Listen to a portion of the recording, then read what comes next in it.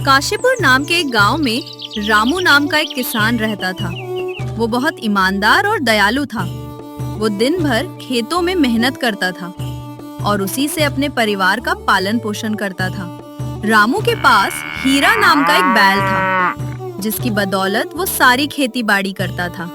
देख हीरा, आज मैं तेरे लिए ये नया पट्टा लाया हूँ। इससे तेरी गर्दन पर हल चलाते वक्त अब कोई दबाव या दर्द नहीं होगा। वाह क्या बात है, मेरे सफेद हीरे पर यह काला पट्टा कितना खूबसूरत लग रहा है। उसी गांव में रामू का एक दोस्त था, जिसका नाम किशन था, जो बहुत आलसी और काम का दीवाना था। वो हमेशा अपनी मीठी मीठी बातों से रामू का विश्वास जीत लेता था। एक दिन जब रामू अपने खेत में काम कर रहा था, किशन उसके पास आया। अरे रामू भाई, कैसे हो? आओ आओ किशन भाई, मैं तो ठीक हूँ। परवरदिगार की मेहरबानी से सब अच्छा है। तुम बताओ, तुम कैसे हो? कुछ परेशान नजर आ रहे हो, क्या बात है? क्या बताऊं रामू भाई, तुम तो जानते हो इस साल मेरे खेत की सारी फसल तबाह हो गई है, जिसकी वजह से मेरी हालत बहुत ख़राब है। बहुत सारे लोगों का कर्जा भी हो गया है मुझ पर। सोच रहा हूँ ये घर बार बेचकर कहीं दूर चला जाऊँ। बहुत परेशान हूँ मैं। अब कोई अपना भी नहीं है जिससे मैं मदद मांग सकूँ।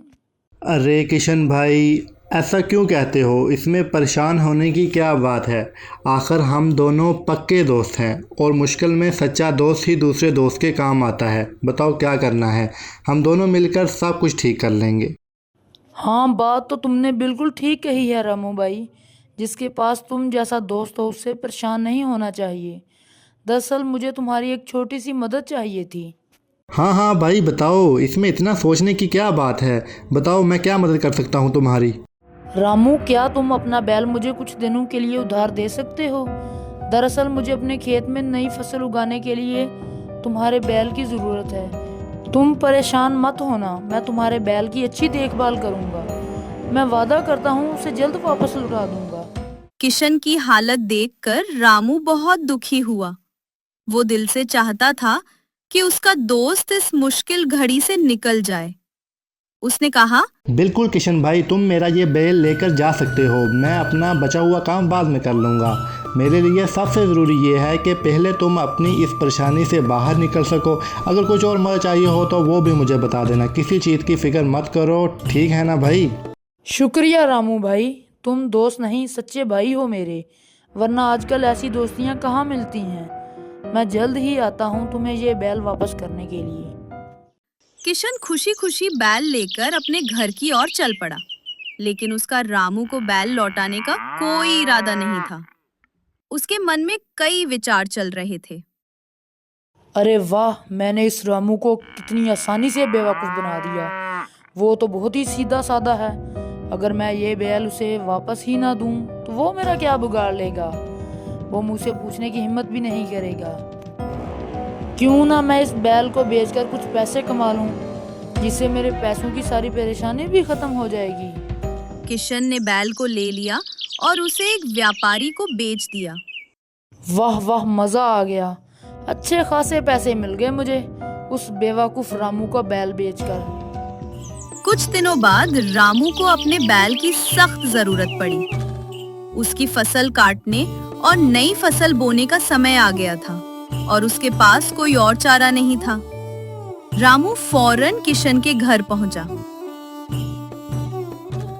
किशन भाई, तुमने कहा था कि कुछ दिनों में मेरा बैल वापस कर दोगे। तुम्हारा काम हो गया हो तो अब मैं इसे वापस ले जा सकता हूँ। मुझे भी अपने खेत में बहुत काम करना है।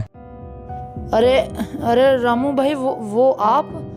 क्या है कि तुम्हारा बैल अभी थोड़ा सा बीमार है, इसे ठीक तो होने दो। जैसे ही वो अच्छा होगा मैं तुम्हें बैल वापस कर दूंगा। रामू अपने बैल को लेकर चिंतित था। उसने सोचा कि अगर बैल सचमुच बीमार है तो इंतजार करना ही बेहतर होगा। रामू ने उसकी बात मान ली और वापस लौट आया। अगले दिन उसने अपनी सारी फसल खुद ही काट ली। कुछ दिन और बीत गए, लेकिन किशन बैल वापस नहीं लौटा। रामू को खेत जोतने के लिए बैल की जरूरत थी, इसलिए वो फिर किशन के घर गया। किशन, मुझे अपने बैल की शदीद ज़रूरत है। मुझे अपने खेत में नई फसल उगाने के लिए हल चलाना है। क्या अब मेरा बैल ठीक हो गया है? अरे रामू भाई, सच कहूँ तो मैंने उसे अभी भी बाहर चरने के लिए भेजा हुआ है। ऐसा करो कि तुम कल आ जाना, उसे कल तुम्हें वापस कर दूंगा। रामू को किशन की बातों पर थोड़ा शक हुआ, लेकिन उसने एक दिन और इंतजार करने का फैसला किया और अपने घर की ओर चल पड़ा। रास्ते में उसे एक बूढ़ा आदमी मिला, जिसने रामू को पुकारा और कहा, रामू बेटा, मैं तुम्हें रोज किशन के घर जाते देखता हूँ। शायद तुम नहीं जानते कि उस किशन ने तुम्हारा वो बैल एक ताजर को बेच दिया है। मैंने उसे दूसरे गांव के एक ताजर के साथ तुम्हारे बैल का सौदा करते देखा था। बेटा, तुम्हें इस किशन के झांसे में नहीं आना चाहिए था। तुम्हारा वो दोस्त बहुत बड़ा धोखेबाज है। ये सुनकर रामू का दिल टूट गया और वो बहुत दुखी हो गया। बाबा, मैंने तो किशन को अपना सच्चा दोस्त समझा था, पर इसने मेरी दोस्ती का गलत फ़ायदा उठाया। अब मैं ऐसा नहीं होने दूंगा। वो मुझे और बेवकूफ़ नहीं बना सकता। अब वो मेरा बैल मुझे खुद वापस देकर जाएगा। बाबा, मुझे आपकी मदद चाहिए। क्या आप मेरे लिए एक छोटा सा काम करेंगे? हाँ हाँ बेटा, बताओ मैं तुम्हारी क्या मदद कर सकता हूँ। रामू ने बूढ़े को सारी बात समझाई और चला गया। थोड़ी देर बाद किशन उसी रास्ते से गुजर रहा था। बूढ़े ने किशन को देखा और उसे अपने पास बुलाया। क्या बात है बाबा, आपने मुझे इस तरह क्यों रोका है? हाँ बेटा किशन, बात कुछ ऐसी है कि मैं काफ़ी दिनों से रामू को तुम्हारे घर आते देख रहा हूँ। शायद वो अपने किसी बैल के लिए तुम्हारे पास आता है। बेटा, मैंने उसे अभी किसी से बात करते हुए सुना है कि वो जिस बैल के लिए तुम्हारे पास आता है उसके गले में एक काला पट्टा है जिसमें बहुत सारा सोना है। हाँ, क्या बात कर रहे हो बाबा? है भगवान, मैंने क्या कर दिया? जरा से पैसों के लिए इस बैल को बेच दिया। मैं अमीर बनने का अच्छा मौका हाथ से गंवा बैठा हूँ। अभी जाकर वो बैल वापस ले आता हूँ। बस किसी ने इसका वो पट्टा गले से ना निकाल दिया हो। किशन तुरंत उसी व्यापारी के पास बैल लेने गया। बैल के गले में बंधा काला पट्टा देख इस प्रकार उसकी आत्मा जीवित हो उठी। हे भगवान, तेरा शुक्र है, ये पट्टा तो सही सलामत है। बस अब जल्दी से ये सेठ मुझे ये बैल वापस कर दे, फिर ये खजाना मेरा है। हाँ भाई किशन, ये बैल तो मेरे बड़े ही काम का है। मेरे इतने बड़े खेत में ये अकेला ही पूरे काम करता है। बहुत अच्छा है, बहुत अच्छा है, मेहनती बैल है।